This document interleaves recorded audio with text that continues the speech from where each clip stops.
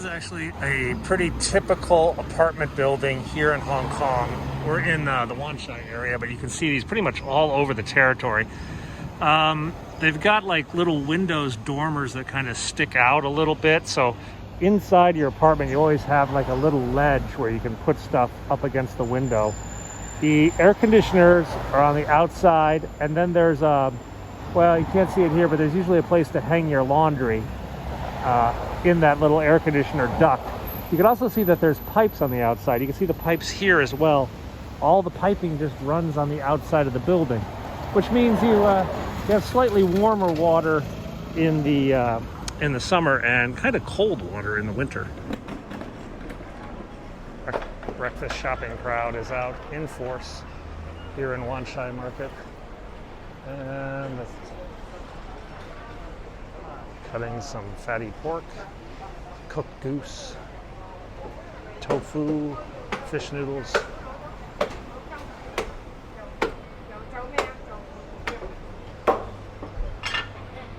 Pig's faces, more pork. This is fresh chicken. I don't like this place. I think about bird flu whenever I walk past this place.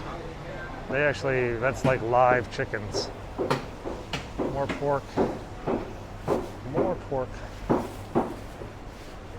This is a dim sum joint. It's not, I don't know what they got cooking. Buns. Eggs just sitting out. It's a European thing. Fish balls.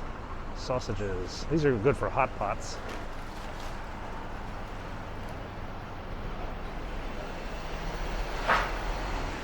Char siu. More veggies. Durians. These things smell awful when you open them up. They don't taste that bad, but they smell awful. Let's go check out the cake shop. Because it's cake. I always want to see cake. Oh, these are cookies. Biscuits. This is like almond cookies. So those wraps. I see those a lot. Now let's go back across. There's more stuff open on the other side. On this side behind me is more like office supplies, house supplies. There's a place back here is like the only place I know in Hong Kong to get a cooler, like a thermos cooler. This is dried seafood and dried fresh fruit. That's shark fin, I think, up there. Ooh, get that air conditioning.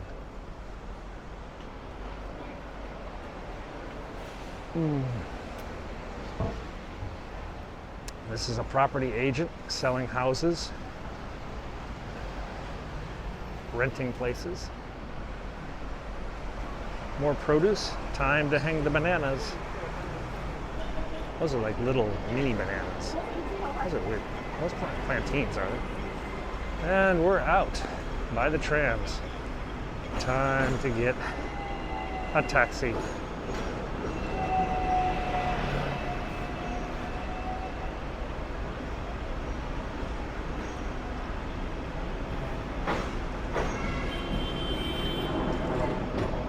I always love this building over here. It's kind of this rainbow building. See that? It's like every floor is different. Hey guys, greetings from, well, the peak. Not the peak I showed you the other day, but the real peak, the true peak, the top of the mountain here on Victoria's Peak, Hong Kong. And unfortunately, it's really foggy today. We're up by where the radio antennas are, and well, we're hit by some clouds, which means it's a bit cooler, but that we can't see much. Let me take you over here.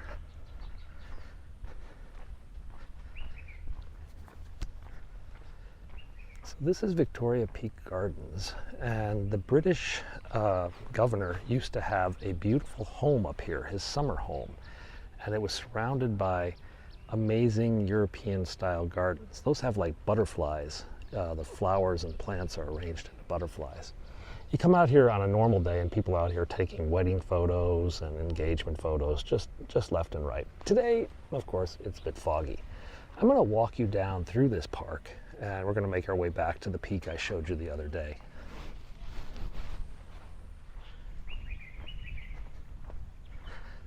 Lots of birds.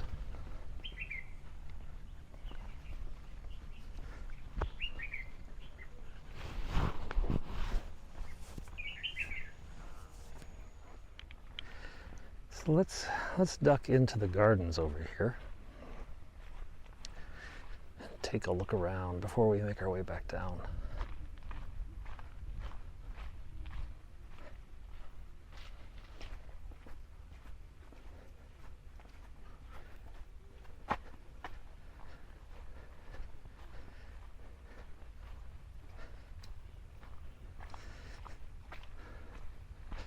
So from above, these look like butterflies, but down low you can't really tell the difference.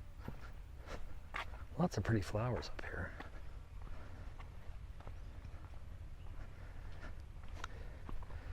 Now this altitude, we're at about 1,800 feet above sea level. Now when I showed you guys the peak the other day, I was at about 1,400 or 1,500 feet above sea level, about the same height as the IFC building. Now the tallest building in Hong Kong, I think it's 1,700 feet. So we're slightly above the tallest building in Hong Kong. I haven't been down here in a while. So this is where my sons used to have their birthday parties. We tried to create the picnic birthday party as best we could. And this was like the only open field we could find with grass that we could have a little soccer game with the kids. Then somebody decided to plant trees in the only open field. So now there's a bunch of stupid trees. Oh well. Now down here there's a few more, there's like a little creek. You guys may remember I showed you the other day the Lugard Falls, which was a waterfall down at the peak, at the 1,400 foot level. That starts up here at a creek. So we can, well, we can't follow it all the way down because, well, I can't climb a cliff, but we can see where the creek gets its start. Now this fog will burn off a little bit later today. These clouds will lift and it'll become probably gray skies today. It's a pretty heavily pollution day. We got pollution warnings yesterday. We have pollution warnings today, I think. But I like it down in this little park. So this little park has like little gazebos, has like a little stone bridge. Then down here it's got some like little band shelters. And in the summertime, the people that live up here on the peak will bring their children out here and just have little picnics and little parties. Now I was mentioning the British colonial governor. The colonial governor had a summer mansion out here on the peak, and a lot of this was part of his garden. The summer mansion burned in a fire. Oh, I can't remember exactly when, but it was actually 50 years ago maybe, and they never rebuilt it. They just decided never to rebuild the summer mansion. Oh, here's the creek, by the way. This little creek makes that waterfall. Maybe we'll see it a little later today. I haven't decided which route we're going to take. So let's head up this way. Now this building is actually a historic listed building. It's actually run by the Park Service now, or whatever the equivalent is here. But this was the guardhouse. This is where the police who guarded the colonial governor were based. Former Gate Lodge.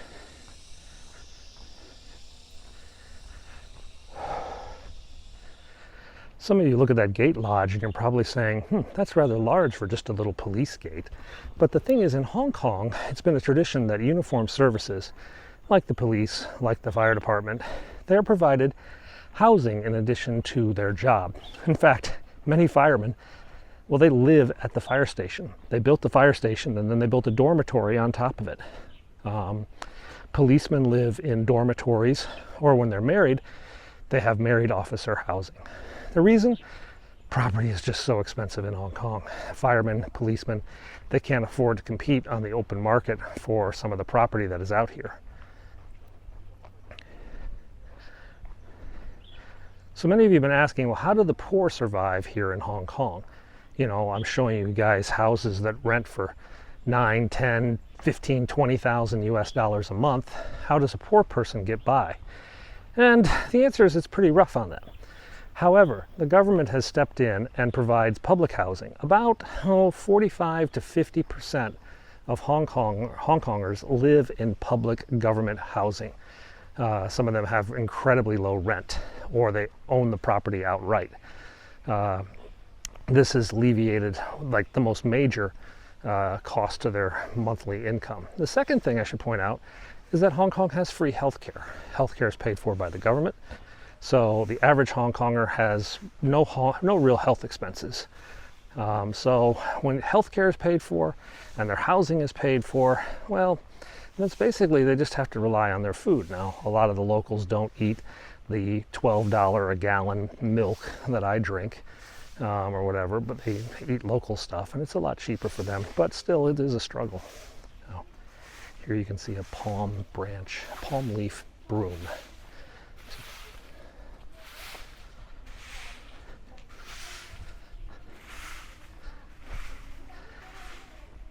Palm leaves are very common here, so that's what a lot of the brooms are made out of. These big, huge, sweepy brooms. I guess a lot of American brooms are made out of cornstalk brooms or something. Oh, before the age of plastic. And I hear those women yakking away up ahead. They're speaking Tagalog, language of the Philippines. Those are domestic workers working as nannies and cleaners, maids, cooks, drivers, and dog walkers. And they go out oftentimes with each other and just enjoy their day and talk away. You see probably half of the domestic workers are Filipino and the other half are Indonesian. Now, their life is a bit rough. They live with their employer. They're paid approximately $600 US per month and expected to work at least 6 days a week with 1 day of rest, though that day of rest sometimes gets squished. Some of them are on call from 6 in the morning till 2 in the morning. I mean, it's just crazy. Some have it good, some just walk a dog all day. But others are taking care of 2 or 3 kids. So you can have a full-time nanny in Hong Kong for about $600 US a month. Now over on my right, that big building that you see heavily gated, that is, I think it's called Haystack. Yeah, Haystack. The Haystack building, which is actually the Japanese Consulate General's office. So you can see the Japanese flag is flying up over there.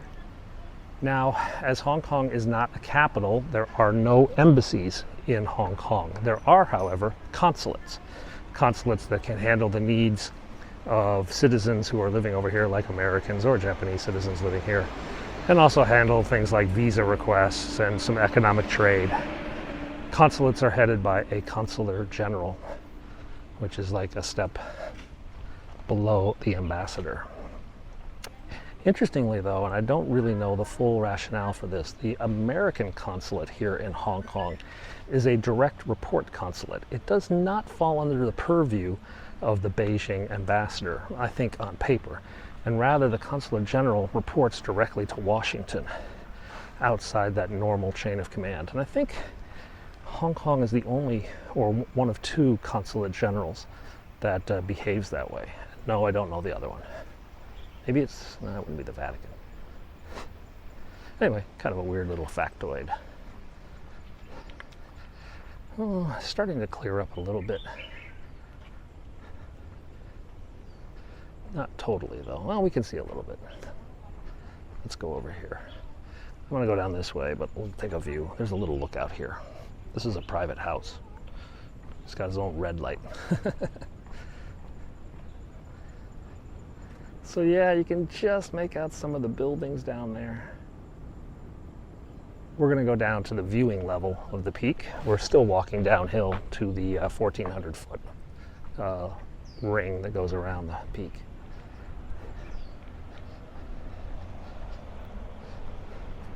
There's quite a lot of anticipation today amongst the Hong Kong population because a swimmer, a female swimmer representing Hong Kong, is in the finals of, I think, the 200 meters or something like that. I'm not sure which race. She has kind of an Irish name. Her father is Irish, her mother is Chinese, And she grew up here, but then she attended the University of Michigan. And she is one of the best swimmers in the world. And she's going for gold. Yeah, she's going for gold at 11:15 or something like that today. So, the other day, a Hong Kong fencer won gold. The first gold medal won by a Hong Kong person since the handover. And the shopping malls were filled with people cheering, and the police were a little bit nervous because some of the chants were very pro-Hong Kong, which can lead to some of the chants kind of mirrored the protest chants that were going on a couple years ago.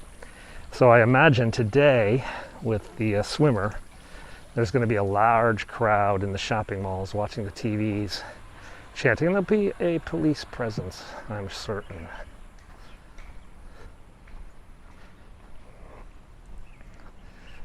So this is a little guest house. Another little park where people come to picnic on the weekends. I think this is called Mount Austin Park.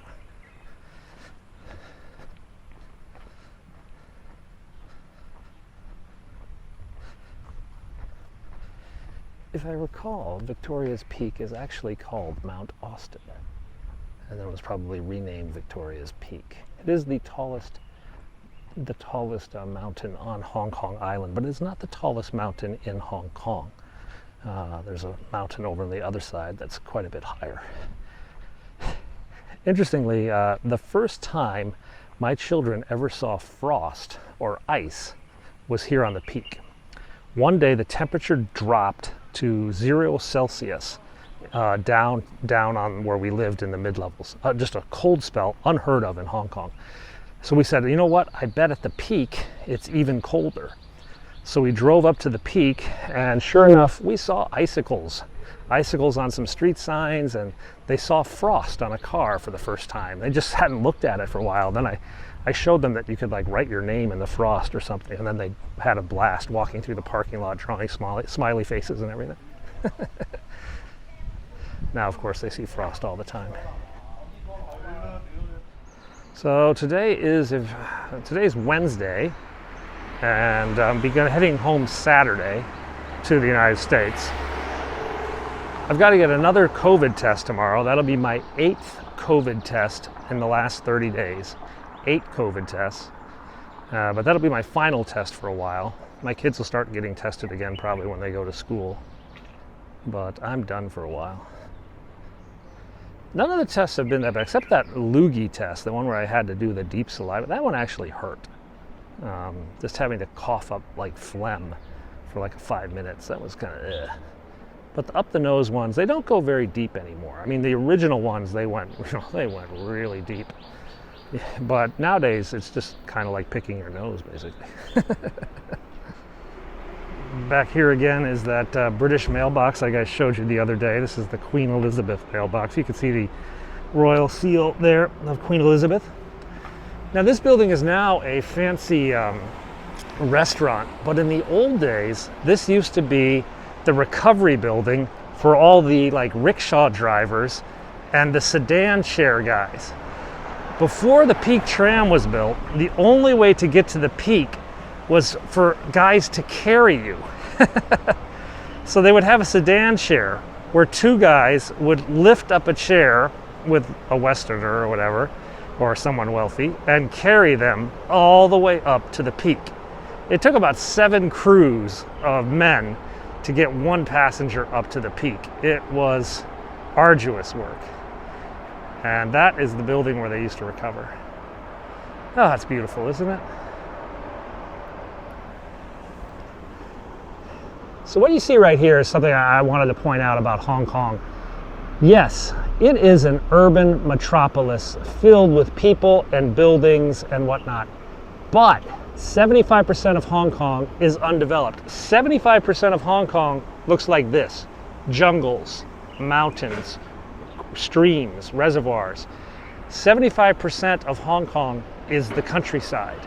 It's not suburbia, all right? So you can be downtown Hong Kong surrounded by 10,000 people per square meter or something crazy like that. You know, it's just insane. But in like 5 minutes, you can be in the jungle. alone with your thoughts, surrounded by wild animals, with no one around. And this is one of the really nice things about Hong Kong. And I'm not talking, just specifically Hong Kong. It's talking about like city design, city architecture. To have nature so close to the heart of a major urban center is just an amazing, amazing thing. I look, a lot of American cities, they have the urban core. Maybe they'll have some nice parks in it or something. But then they have suburbs that just sprawl on and on for 10, 15 miles. So from downtown DC, I'm looking at like a 45-minute drive to get somewhere really, really isolated here in Hong Kong. There's the city. The clouds are lifting at this level, so we're at about 1,400 feet, just about even with the IFC building.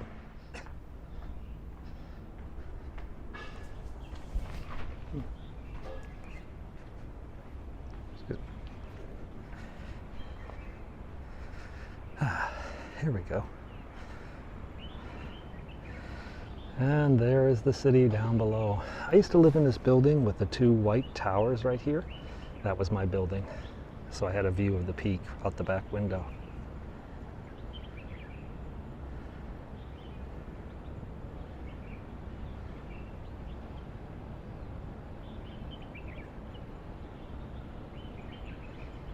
Shall we go down for a walk? Let's walk back down to the city.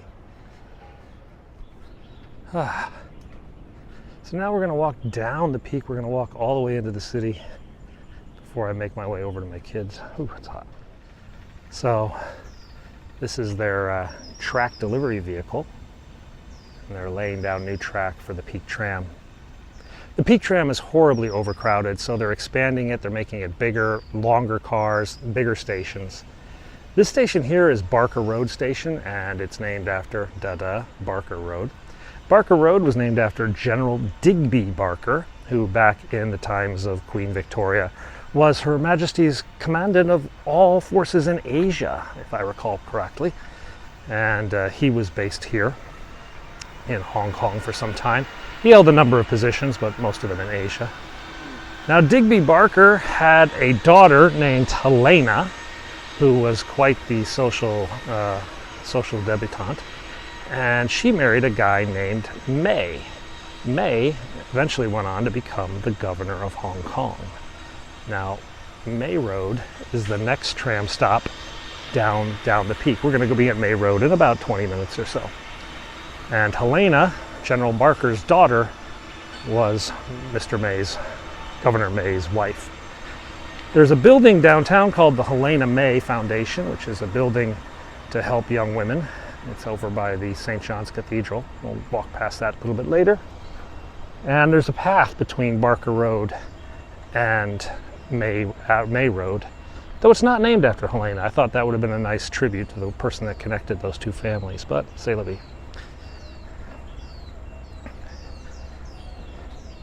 Now, Governor May has a distinction of being the first, and I believe only, governor of Hong Kong to have an assassination attempt. Governor May was being transported around in a sedan chair, and someone came up to him, kind of a mentally deranged person, and took a shot at him. Struck the chair, didn't hit him. But after that, Governor May insisted on going by automobile, even though automobiles were still rather unique here in Hong Kong. So looking back, you can just kind of make out where we were. We were up on the top of that mountain at the true peak, and then we came down to the observation level deck, and now we're continuing to go down the mountain, making our way down Barker Road and into the city.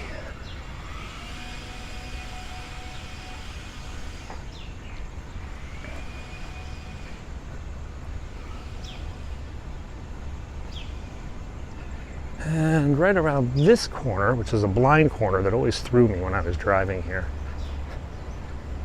yep, here comes one. See, look at that. Told you it's a blind corner, and it's like always scary to go around this corner. Anyway, right over here is Jack Ma's house. Jack Ma is the founder of Alibaba.com, one of the largest. It's kind of like Amazon plus eBay plus, Venmo, all mixed together into one. It's just an absolute beast of an internet company. And he's worth, geez, I've lost track. Let's say 40 billion, 60 billion, something like that.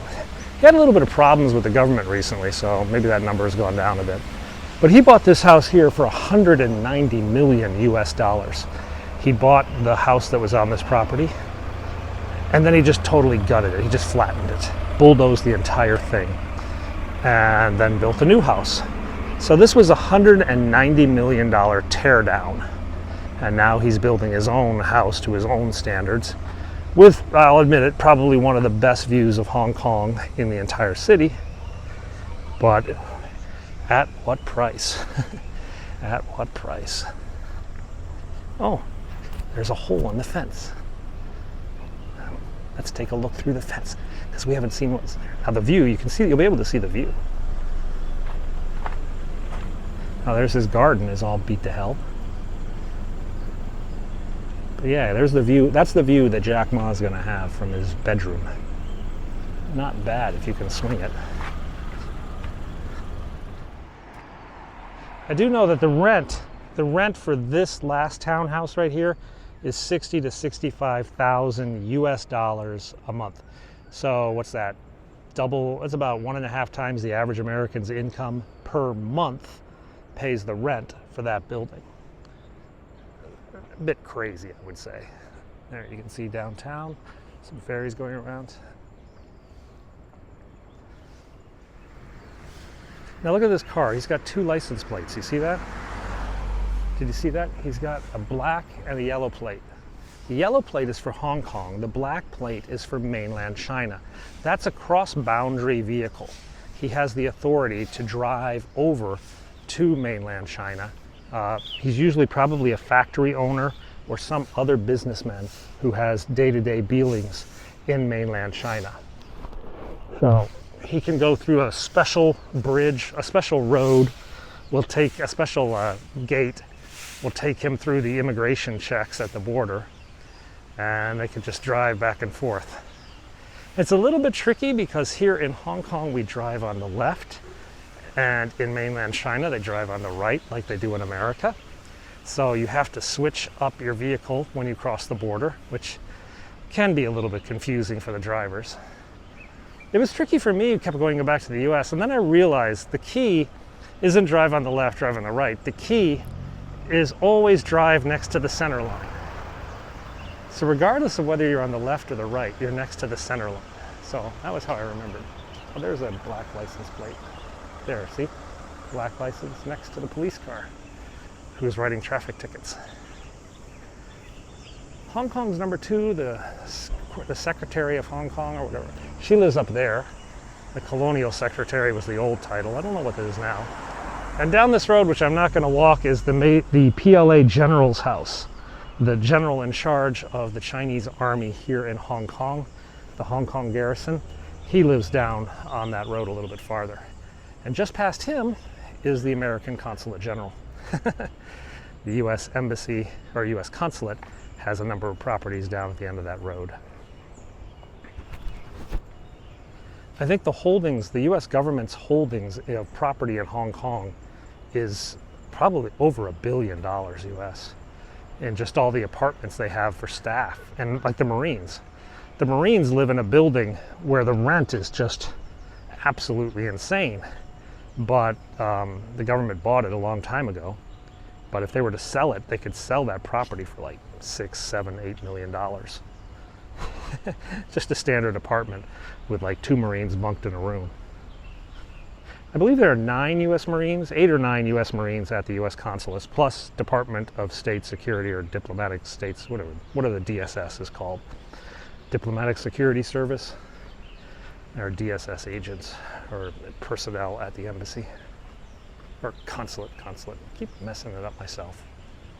All right, let's go down the Central Green Trail. This is the trail of curves and switchbacks. I think there are 9 or 10 switchbacks between Barker Road and May Road. Are you starting to understand my explanation about being so close to nature but being in an urban metropolis? I mean, look at this path, yeah? Can you imagine a path like this in New York City? No, not really. Something so completely isolated, yet so very, very close to the city down below. I can't even get the picture to focus. Yeah, there's the city behind those trees. Over here, and for the next, well, several hundred meters, we're going to have quite a bit of construction as they're working on slope maintenance, tying down the boulders, the loose gravel, the erosion that happens from water coming down the mountain. Boulders can roll down into the city and cause tremendous havoc, even death. So they try their best to set up fences and other things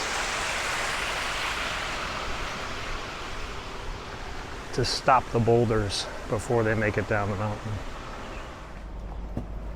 Now, if I recall, back here, yep, it's still here, there is a little mountain shrine, a little pull off on the side of the road where people who are climbing the mountain can come and make an offering. It's a little bit torn up because of the construction. But yeah, people have come here to make offerings to Buddha. There's some fresh fruit, cookies, lots of candles.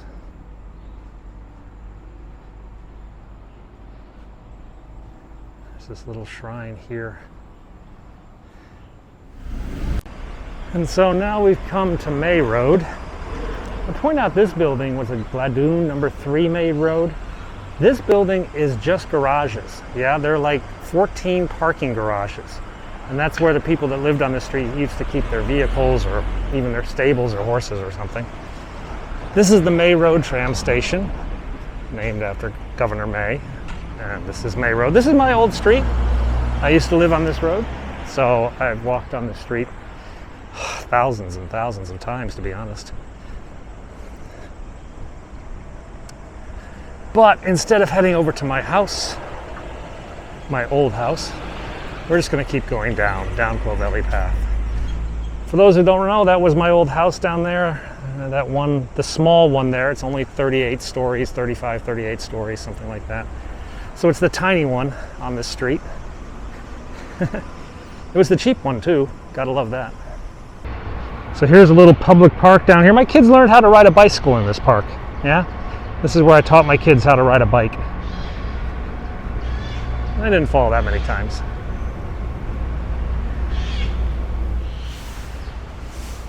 Sweeping away.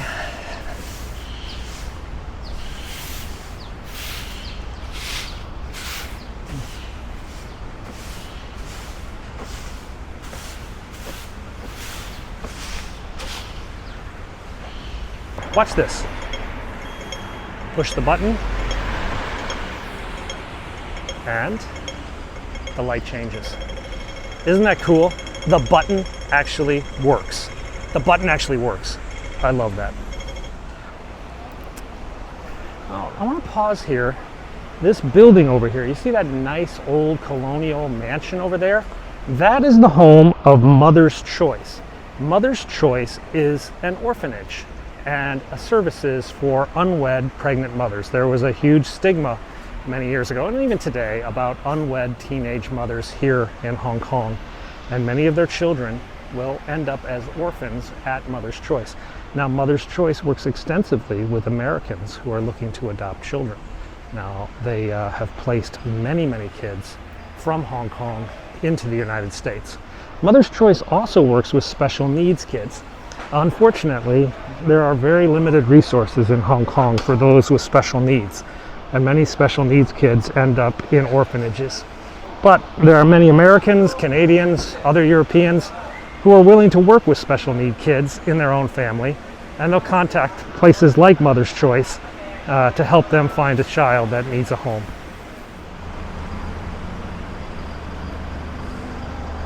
So this old guy over here, he's still here. This is Mr. Fix-It, yeah?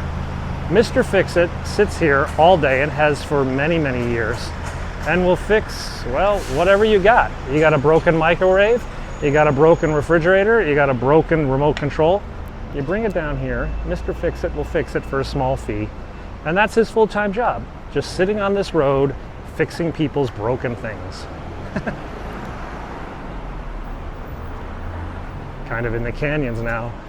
Isn't it amazing how we were just in jungle a few minutes ago and now, well, we're in a jungle of canyons and stuff. A different kind of jungle. That, by the way, is the headquarters of the St. John's Ambulance. You saw in my World War II video, St. John's Ambulance, many of their servicemen, or whatever you call them, drivers, ambulance drivers, nurses, gave their lives in World War II, and that's their headquarters where they're still remembered. Let's take a look at some property for rent, or for sale. So this is Trey Gunter. This is a pretty big building, 2,300 square feet, 60 million Hong Kong. That's about 7 or 8 million US dollars. Yeah, so 7 million US for 2,000 square feet. This is only 17 million, so this is about $2.5 million US for 929 square feet. This is 45 million US. This is about this is 45 million Hong Kong, about 5 million US for 1,400 square feet. Oh, look at this place, 98 million Hong Kong. So this is 12 million US dollars. 12 million US dollars for 2,200 square feet. Yeah, I'm not buying a house anytime soon in this neighborhood.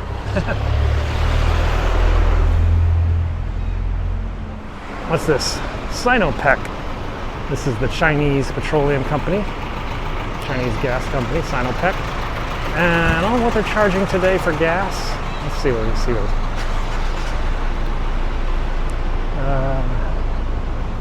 What's the per liter price? It's about, oh, there it is, duh. So Sinopower, 20 Hong Kong. So that's about, what is that? That's about almost $3 US per liter of gas. A liter of gas is $3 US.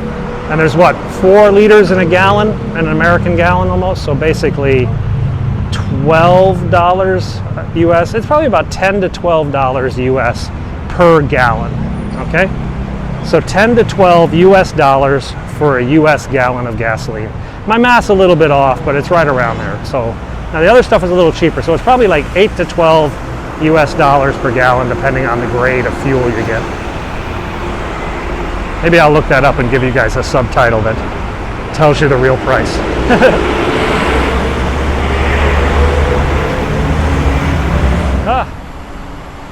That's Hong Kong Park down there. And this over here is the Hong Kong Zoo and Botanical Gardens. Now, there really is not much zoo stuff in here. There are not a lot of animals in here. A lot of birds, I guess. Let's go look at the birds. Oh, look at this bird. It's pretty funky. This cage being fixed.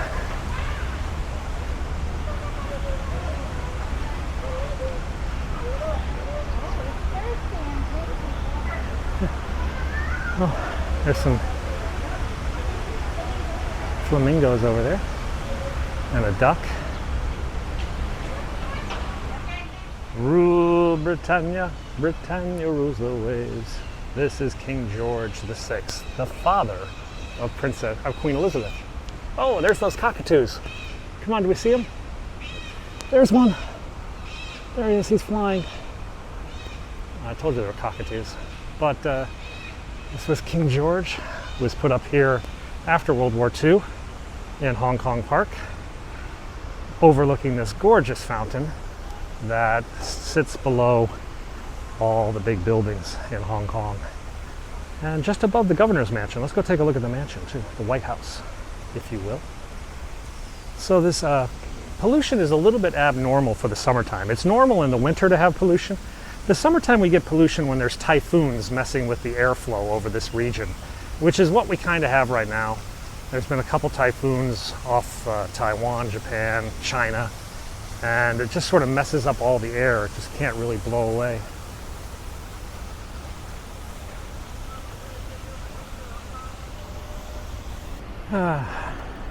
Unfortunately, parts of the zoo are still closed due to COVID. So, like the monkey cages, I guess they don't want to attract a crowd of people. So we can walk around the zoo, which is what we've just done, but we can't really go into much of it. Because right up here is the main Catholic cathedral of Hong Kong. Yeah, so that was Bishop Lay International House. I think it's Bishop Lay School, maybe. And then over here is the Cathedral of Immaculate Conception of the Catholic Diocese of Hong Kong. And it's probably closed. Let's see what they say.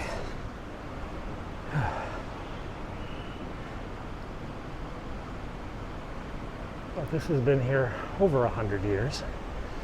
Cornerstone was laid in 1883. And this whole area around here is run by the Catholic Church and Catholic Charities. I have to be quiet in here.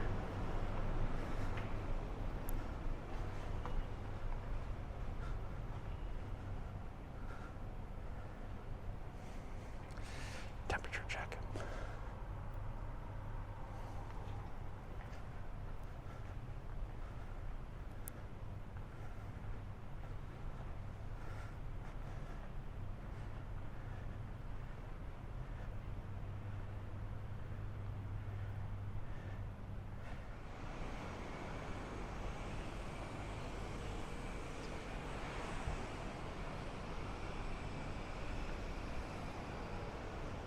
Hi.